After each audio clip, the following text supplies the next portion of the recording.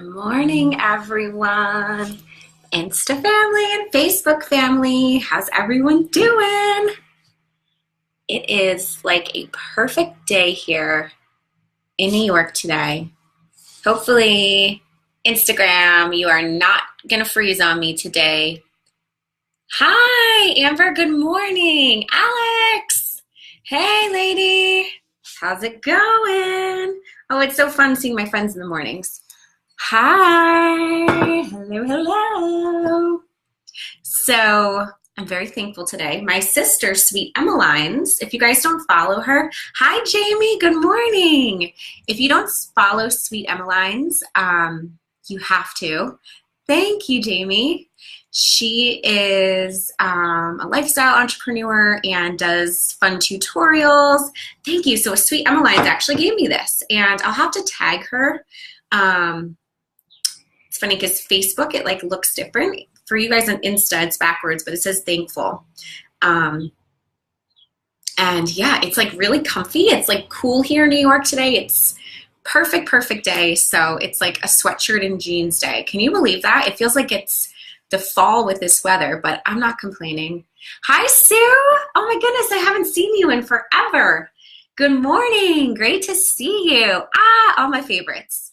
All right, so we are gonna, again, keep this short and sweet today. I've been trying to keep them to 30 minutes for you guys so that you can come, grab some good insight and little nuggets of wisdom and be on your day.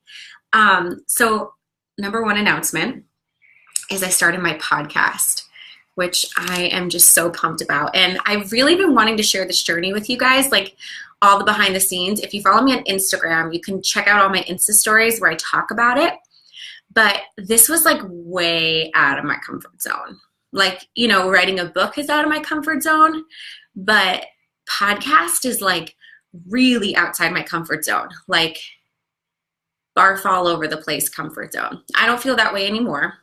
But when I was like starting to plan it a couple months ago, did not feel comfortable at all. But I said, you know what? It's something that's been on my heart for a while. It's something I really want to do. And the reason why is I just want, oh, Amber, oh, you would be great at a podcast. You'd have so much goodness to share. The reason why I want to do it was because I feel like in this online space, everything looks perfect, right? Like I understand like our Instagram feeds like need to look pretty in order to draw people in. But I think it's really important that we show some type of realness. So I know for myself, like my Instagram stories, some people, I have a friend who called it the circus because it looks like the Hot Mess Express sometimes. Baby crying in the background, turbo barking, jumping up on the counter, eating food. But that's really my life. And I can't like pretend that it's perfect. I don't want to pretend that it's perfect. It's too exhausting. So the reason why I started this podcast is because I want to have more real conversations with women entrepreneurs and hear their stories of struggle. Because again, we see these people that we admire and we look up to and we're like, they have it all. Like, how did they do that? How did they get there? Was it easy for them? Like, were they handed things? And we don't always know the story behind it. And when we know the story behind it, it helps inspire us and helps us feel like we're not alone, right? And I have, to be honest, like I have, you know, a lot of these friends in the entrepreneurial world who we've been friends for a while, and I know parts of their story, but I really don't know the full story. So in a way, this like podcast is sort of selfish because it feels like it's for me too, because I get to like get on the phone with my friends and like really dig in and really ask them some hard questions that maybe I had never have had the opportunity to ask them before. You know, we're all like going in different directions and crazy busy, and sometimes we just don't sit down and have those deep conversations. So basically the premise of the podcast is just to get women on who are really killing it in business, succeeding today, but they've experienced some type of limiting belief or some type of block in the background and in the past that has really held them back. But they've learned to take that limitation and help it propel them forward to create limitless success. And I think that's the big thing, is that we take our limitations and we allow them to actually help us help get us forward. For myself, like any type of thing that's live like this, or anything that had to do with me speaking, like was one of the biggest fears that I ever had in my life. I would pretend that I was sick and actually get myself sick on days where I have to present in even as little as, like, I can remember back to 3rd grade, like a social studies report that I had to get up and present. I was so nervous. I wanted to just die. I remember feeling that way. Like I'd rather throw up and pass out. There were times where, and this sounds like really, oops, I don't know if you guys can hear me, if I'm back. My silly phone just paused me on Insta. Oh man. Hopefully can you guys still see me on Instagram? If you guys can tell me, that would be awesome. Somebody called and it paused my phone. I'm so bummed. Okay. So yes, you can see me. Okay, cool. I can't see myself, but that's fine. I don't need to see myself. As long as you can see me, that's fine, and hear me. But there were times, like even in grad school and in some of the first jobs that I had to like run groups on my own, and I was petrified, and I literally would think, like, if I got in a car accident or if I got really sick, like that wouldn't be so bad because I wouldn't have to like go to work today and do what I have to do, like present in front of people. How crazy is that? Like, how irrational is that to think that? But that's how bad my fear was. And today, like, this is comfortable for me. Like, this feels fun. This is exciting. This actually is life-giving for me. And it's because I've practiced and I've just gotten uncomfortable. And again, I always talk about confidence is not just something we're born with. It's not something that we can learn skills and then it's there forever. No, it's there because we have to be consistent. We have to keep doing the things that scare us over and over and over again until they no longer scare us. But you have to keep up with it too, right? It's like going to the gym. You can build muscle, but in order to keep that muscle, you got to keep working at it. So if any of you guys are there, say hello. I'd love to hear where you guys are coming from. So with the podcast, I was petrified. I had my first 2 recordings yesterday. And after, I felt really good, because that's the thing. When we push ourselves out of our comfort zone, it's scary. But once we do it, that feeling is so good. And you get like a high, you get a rush. And you're like, I think I can do this. I think next time will be a little bit easier. And a little bit easier, and a little bit easier. And when I'm nervous, I'll just call myself out. What happens for me is that I have a hard time just saying anything. I get really quiet. I have like nothing to say. But when I'm not nervous, I just ramble and I just talk forever. So I will tell you guys that a podcast episode number 1 is like 20 minutes long. It's very short because I was a little bit nervous, but then the next one was 45 minutes. So it's about stepping outside the comfort zone, knowing that no matter where you're at in life and business, it's good to always be challenged. If you're comfortable, it means you're not growing. It means you're not trying. It means that you're not pushing yourself forward. So it's a good thing to be uncomfortable. So I got another podcast episode right after this today, and I'm really pumped. Really, really pumped. Again, it's like, how much fun is it? I get to just spend time on Zoom with girlfriends and pick their brains and listen to their stories a little bit more. And I can't wait to share this with you guys. So July, I will start releasing the episodes. I literally already have like 50-something women lined up for the year. It's crazy. 1 every week. They're all there already. I can't believe it.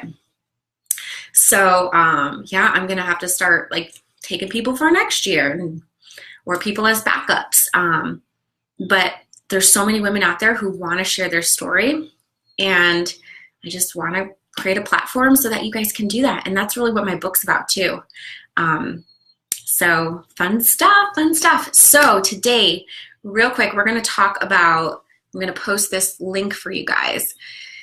It's time to quit learning. If you're there on Instagram, because still I don't see, Let's see.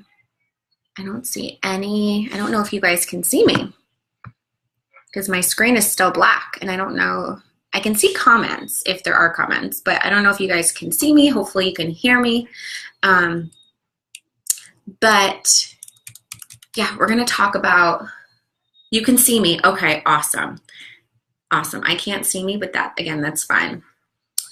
Hi, Elise. So great to see you. Elise is one of my former clients and rock stars and mamapreneurs. So this week we've been talking about creation. I'm going to pause for a second. Creation over consumption. Okay? It's time to quit learning. And I say this because so many entrepreneurs feel like you constantly have to learn. And you know, a lot of us love, like I love to learn. I think it's so much fun to learn. And I constantly want to be learning new things. But I know that there's a time and place for learning, right? Like in life, in business, there's seasons. And there's some seasons where you need to consume. And then there's other seasons where you need to just stop the consuming and just get out there and start creating. And I find it's very easy for women to, or, you know, probably men as well, to really stay in that consumption mode and just keep taking in, learning more, and not outputting and not creating the programs or launching the things or inviting people in to work with them or getting out there and getting visible. And it's something big I work with my clients on because I see a lot of them who are behind the scenes, you know, tweaking their websites, writing all this copy, creating all these programs, but it doesn't mean anything if there's no one to go to them, right? So that's why my whole thing, I'm so big with encouraging you guys to get visible and to just put yourself out there imperfectly, because the only way to get people to actually go and look at your stuff is to call them in and to be there, to show your face, to speak to people, to share. But if you're behind the scenes and you're always creating programs and making your website beautiful and making your graphics beautiful, there's no time to get visible. Hi, Chandra. Good morning. So great to see you. So it's so important that you really give yourselves, like, I would say a couple months at a time and say, and I share this in the article that I challenged a group of clients last summer to take the whole summer off from consuming. No more learning. All right, put the learning aside and start implementing. Start going out and doing the work. Stop being behind the scenes and put yourself in the front. And I know, right, if we're trying to, so many of us are trying to get over fears of like being visible and showing our face, and it feels scary. But again, the only way to get through that is to practice. And if you're behind the scenes, if you're tweaking your website, you're not practicing being visible. So I'm going to challenge you guys this summer, like I challenged some clients last summer, to put the courses aside, put the programs aside, and make sure you have people. Hi, Emily. Good morning. So great to see you. Make sure you have people around you. Like, I'm in a mastermind right now, and Emily and I are in the same mastermind together. So I have people around me who can hold me accountable. And if I have, like I shared with them when I was really nervous about launching the podcast, I shared in the group that I was going to be launching a podcast, and it was scary. And I asked for some, I think, tips or advice on certain things, but that held me accountable and made me think, all right, I already said it out loud, so I better go do it now. I better keep my word. So same thing, you should have accountability, have friends, have biz besties who have coaches who can really hold you accountable and say, hey, you're doing that thing again. You are behind the scenes learning and tweaking your site, all of these things. Again, creation is good, right? We want to create stuff for our businesses, but it's important that we also create stuff on the outside, create relationships, right? Creation in business is not just about the behind the scenes stuff, like the writing the content. It's about creating relationships, creating trust, creating just awareness of what you do. And you can't do that when you're behind the scenes. So challenging you guys, close the books, close everything, and, you know, do some creation in the background, but make sure the creation is really in the forefront of your business. And that's pretty much all I got for you guys today. Man, I kept that really short and sweet. Do you guys have any questions? Do you have any comments? Anyone in consumption mode? Anyone in creation mode right now? Curious where you guys are at. I'd love to hear it. And if you're watching the replay, just comment and I'll write back to you. If you guys need any more tips, feel free to ask. Creation mode, awesome. Yeah, and I feel like, Elise, you've been in creation mode for a long time, which is good, right? It's better to be in that mode than in the consumption mode. And hi, Natalie, great to see you. Natalie said totally. So I've really been in more of the creation mode probably over the last year and a half. I spent a lot of time consuming my first full year of business, taking everything in, taking all the courses, all the programs. And now I've like really just sort of stepped back. Like I'm learning little bits here and there, but it's really just about showing up and creating, and again, creating those outside things, not just like the behind the scenes. And, you know, like my website, like I haven't tweaked that in a long time, and there's a lot of stuff that probably should be updated, but I'd rather just be out front hanging with you guys. And Chandra said, I know I came on late, but what are your favorite ways to be visible? Facebook Live, Instagram Live, Insta Stories. So Insta Stories are my absolute favorite because they're so easy. And I say to people, there are no excuses. You can't say you're too busy to do Insta Stories. Once you learn it, it's so simple. And literally, like throughout the day, sometimes I feel like a chicken with my head cut off, right? Running from here to there. But I will always find time to do an Insta Story. All you need, it's like 15 seconds for a video and maybe a minute if you want to like write something out and post, but it's such a great way to keep yourself top of mind for other people, to give value, to encourage people, to cheer other people on. You know, if you have nothing to say, go and find something that someone else had to say that was really good and repost it and give them a shout out. You know, I think it's great to build relationships through Insta Stories. And you know, I know there's times where you're going to feel like I have nothing to say, nothing to share, and that's fine. Go see what other people have to say and have to share, and just shout them out. Thank them for the time that they took to share that information. And I do that all the time, right?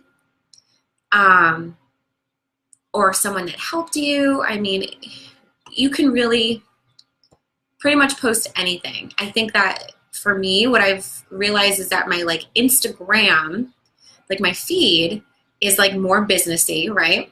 And my Instagram feed looks pretty. I mean, it's not like super crazy pretty, but it's a little bit more organized, and I have more like business content there. But I look at my Insta Stories as the place for people to see like the behind the scenes, what really goes on, what my life really looks like, what the messy looks like, and use that as a place to just encourage people to start where they're at and work with the imperfect life that they have right now. Gosh, I had so many notes I took this morning. I listened to Elevation Church, Stephen Furtick's sermon in the car, and maybe I'll type some of them out for you guys, but I was like taking voice notes as I was listening because it was so good. But it was really talking about the story in the Bible about the oil and the vessels, and how Jesus said, hey, like go get all of these different pots or vessels and ask the woman to pour the little bit of oil that she had in them. And she was like, why do I need all of these vessels when I have only this little tiny bit of oil? And he was saying, just trust me, right? And she did, and she started pouring, and they were filling and filling and filling, and more oil then was needed was there. Like it just appeared because she trusted, because she took that step first.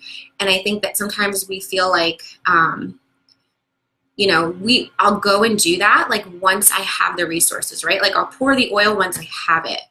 But that's not how life works. It's about going, taking that leap of faith and pouring it, and when you don't even feel like you have it yet. So whatever that skill is, whatever that talent is that you feel like you're lacking right now, but you really want to be able to, touch or help someone with, just go and start with the people around you. And the more that you do it, like the more you're going to get, and the more you're going to be filled, the more you're going to fill other people. So I may have like sort of butchered that little Bible story, but go listen to the podcast. I will post the link in here. It's so good. It's such a good episode. And it's just, I forget about some of these little parables, right? I remember learning them in like Sunday school as a little kid, but it was just a nice reminder. And start with what you have right now. Go and give. And when you go and give and you fill from a place of feeling like you don't have, you will get even more back. Yes, it takes movement to build momentum. Awesome. That's what Amber said. It really does. So, yeah, that's what I got for you guys today. Love you all, and I hope that you enjoy the weather. I hope you guys have a beautiful Wednesday. I don't know where the week has gone. I can't believe we're halfway down already, and we're already in June. Crazy, guys. I'm 18 weeks pregnant today. I'm like, I do not know where the time is going, and it's crazy because this pregnancy, I know, I'm so glad I caught you live too. This pregnancy, I feel really good, and there's literally days that I forget that I'm pregnant, which that did not happen with Annabelle. Annabelle's sweetheart, love her dearly, but man, she really took mama for a ride in that pregnancy. I was not feeling well for pretty much the whole thing. But this babe, I'm just like, thank you, Jesus. He knew that I needed an easy baby this time with everything that's going on. So yeah, Amber, I don't know if you knew that I'm 18 weeks pregnant again. Thank you. And Annabelle is 13 months now. So they will be pretty close in age, and we are in the middle of a move. We have a house in contract. It's a fixer-upper that we have to like pretty much gut a lot of it and do renovations this summer, and hopefully it will be ready before baby comes. And we are in the process of selling this house right now. So it's like, I was talking to, I think it was one of the girls on the podcast yesterday, but it's like we go through these seasons of life where we're like, when is this going to happen? When is this going to happen? Why is everything so stagnant right now? Like, why is everything so slow, so boring? And I remember feeling like that in the wintertime. Like, I have all these things that I want, but I'm not there yet. And then we're given these seasons where it's like, here you go, here's the oil, right? It's like everything's overflowing, and it feels like a lot, but we're never given more than we can handle. So I guess I can handle all this. And thank God this baby is a great little peanut, not killing me at all. And we find out on Friday what we're having. So excited about that, and I'll share with you guys once we tell all of our family. But thank you for joining me live. So great to see you. Love you guys. And I will talk to you next Wednesday.